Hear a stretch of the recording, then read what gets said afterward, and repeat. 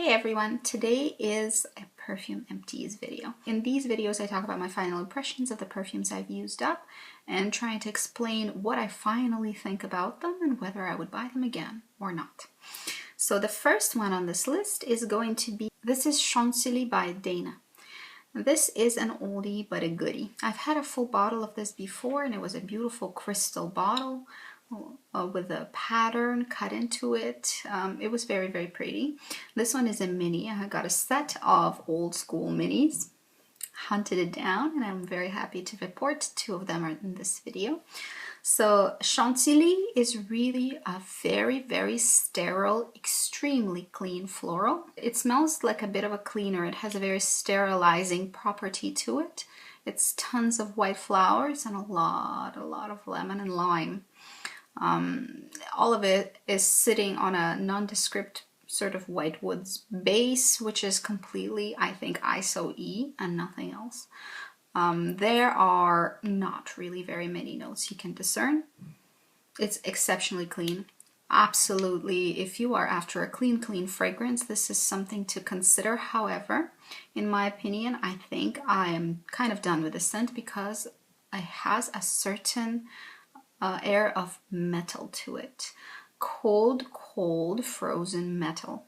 Very interesting. You know how you get this aftertaste if you have some blood in your mouth and then you get this metallic aftertaste? Take this aftertaste and put this on top of this fragrance and sterilize it. Very, very clean. Nothing bodily about this scent and extremely weird metal note to it. However, this adds completely to this feeling of sterility. I think you will appreciate it if you're looking for a very, very, very fresh scent. I think I'm good and I'm going to not have to have it in my collection permanently, but I was happy to have tried it again. This exceptional cleanliness is really invigorating. It wakes you right up. It's really fresh. I can see why it used to be such a big hit. It was first developed in the 40s and it's still sold today. So kudos to Dana, but I can't take this exceptional cleanliness. I think it's too much cleanliness, if there is such a thing. I didn't think I'd say that. Next we have Britney Spears Fantasy Intimate Edition. This one I've spoken about on my channel before. I still maintain that it is nice, however, I did find something bothersome about this fragrance. Yes, it's quite sweet. Yes, it's quite close to skin. It's really not offensive. It's cozy, very chocolatey, a bit more grown up than a very original Fantasy, which I am a fan of because it was a perfume of my youth and I had worn the crap out of it when I was young, so it's really nostalgic for me. I don't think it would be my taste if I smelt it today. I don't think I would buy it. I don't think I would like it. But since this is a scent that came with me through years and years, I do wear it and I really love it because it is about my life. It's a throwback. This, however, I bought when it came out last year and I've enjoyed it greatly. It's now empty. This was a 50 ml bottle. I have to say the bothersome thing that I found about this fragrance is a slight mustiness that does transpire through all the pleasantness that is initially in this fragrance. There is just something that is very hard to point a finger at. Just a bit of a old room quality, a bit of a stuffiness, you know, if you haven't aired a room in a long time. It's not stinky, it's just a bit stale, and I do catch a whiff of that in the Intimate Edition, which I don't at all in the original Fantasy. Of course, I'm biased towards the original Fantasy, but I have to say fruity, chocolatey vibe of it is quite fresh at the same time, weirdly, because probably of the healthy dose of citruses that is in there. Here, it's nice and pleasant. I really can't fault it. I think many people will enjoy it. But this very, very slight dusting of mustiness probably will prevent me from purchasing this one ever again because I am just having difficulty accepting the mustiness. I wish it wasn't there, but it is, and I'm sad that it is. But there's nothing I can do. It's there. So this really tasty, grown-up, cheerful fragrance, quite intimate actually, and actually good for dates. I think if you don't sense the mustiness that I sense, you will love this one. I mean, the fact that I completely used up an entire bottle tells you that I really liked it. But if I had to do a critique of it, really this slight flare of staleness, I think very, very, very mildly is actually there. Next we have a Navy. Navy by Dana is a very, very, very classic fragrance. It is so interesting. It's from the 90s. And it absolutely, I'm not sure why they named it this way. I actually didn't research. But, you know, the bottle has a blue cap. The name is Navy. I was really expecting something oceanic, perhaps. Perhaps something really fresh. Perhaps something very watery. Something that would tie it to navy or water, or something that has to do with the name or the way they decided to present it. However, in reality, this fragrance is a spicy oriental with a beautiful amber, beautiful cinnamon, a bit of spiciness to it, and somewhat of a ylang ylang feast. So, really interesting fragrance. For the lovers of orientals and classic orientals, you should rejoice, because this is exactly what it is. It's a lovely, well-constructed oriental, amber-based.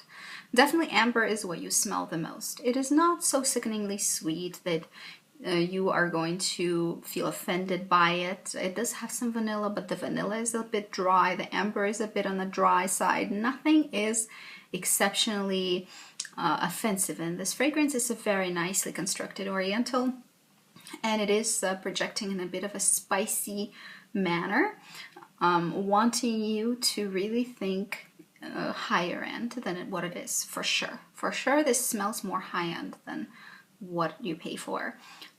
So ingredients are decent quality. It's good lasting power. Really impressed me. The sillage is average, not so powerful, but not weak by any means. So Navy, I think, is a real find for persons who are interested in oriental fragrances with a bit of a kick. So this is not going to be your run-of-the-mill oriental that is going to be very, very normal and sort of confused with all the other run-of-the-mill orientals.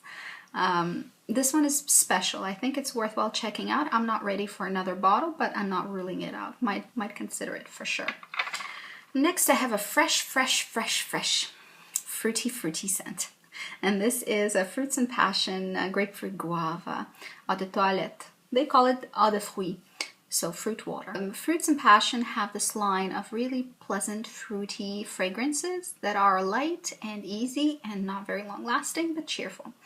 I have finished, I think, Peony and Pear in the past, and now I'm done with this Grapefruit Guava. Very, very fresh. I couldn't have explained it better than just smelling grapefruit and guava. They're quite literal with their scents. I have one more bottle to finish. I'll probably talk to you about it a bit later. Very fun, light, fruity waters.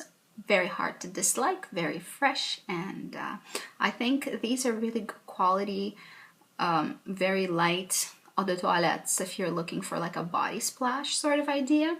And you're looking for a nice one, maybe a quite good quality one, perhaps a step up from Bath & Body Works. I think these are worth your while. Besides their glass, they're very nice to hold and they're cute, I think. But not much further to say about them because they're just very, very simple. Then I have something I've spoken about on my channel, which is Pink Sugar by Aqualina. This is the 50 ml. This is not my first bottle that I finished up, so which tells you I have repurchased and I probably will in the future.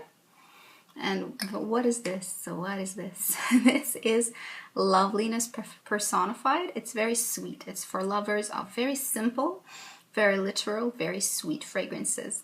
It holds itself together with fanfare sponge sugar, a bunch of caramel, and a bunch of citruses, which keeps it quite fresh.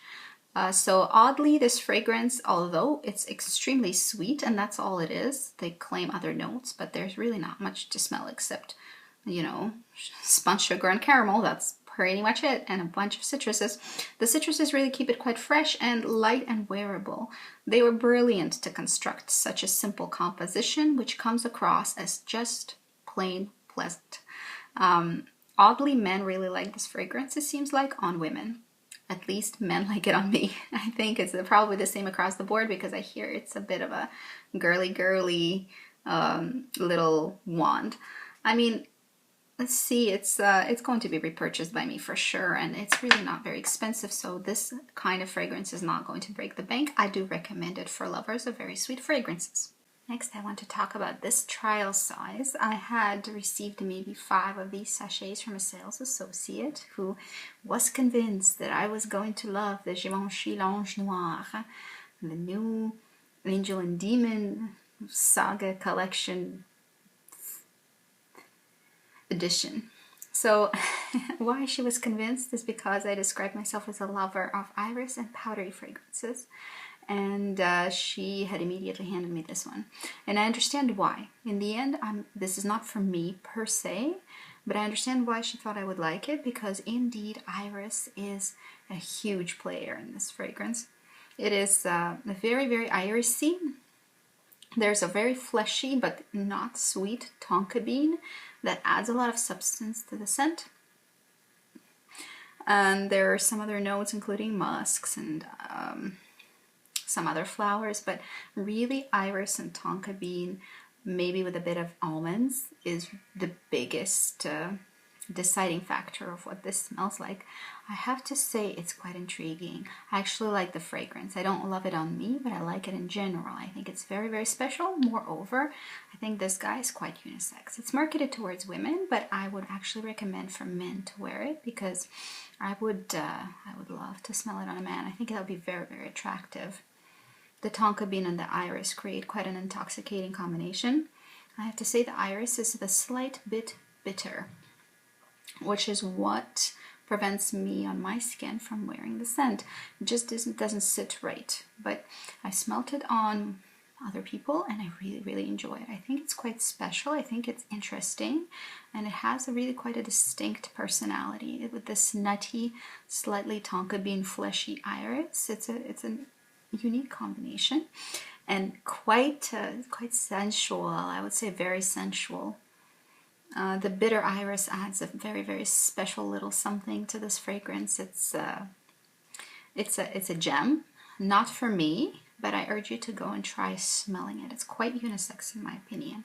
So I think both sexes should head over and at least try it on their skin to see how it is. I'm curious to know how other people are responding to this fragrance. For me, it was interesting to smell, but it was not my thing. Next we have a gem that is my thing. This is from the Thierry Mugler's Les Exclusive collection, and this one is called Cuir Impertinent. So it is a buttery, leathery tobacco to me. So it contains really beautiful notes of very well processed, very, very soft, very supple leather. Not suede. It's really soft, smooth leather. And it has the beautiful, beautiful tobacco. The scent of it is similar in a way to the kind of family of fragrances that can be represented in my collection by Viktor & Rolf Flower Bomb. Quite unisex, very sexy, very playful, fun, tobacco, and something else. This is what Thierry Mugler is. It's quite fun. It's smiling, it's really interesting, and has a lovely twist to it. This leather is of highest grade. Very, very high quality fragrance. I suggest you go sniff it. Also completely gender neutral in my opinion. On a female, it'll smell like the sexiest perfume. On a male, it'll smell like the sexiest perfume. It kind of melds with you and plays with you. It's not something that has such severe presence that completely overpowers the situation, which sometimes is completely appropriate, and a fragrance should do that, create very strong emotions. This one does, but it really it goes with what you are and who you are and what you want out of it. It delivers for you, it doesn't go against you. Very interesting approach to fragrance making, that one. I really suggest you go smell the Cuir Impertinent. It's a gem in my opinion. Again, very, very interesting. Of course, the highest quality in the Mugler L'Exclusives cannot fault their quality. It's very, very good. That's it for today. Have a good day. Have fun. Bye bye.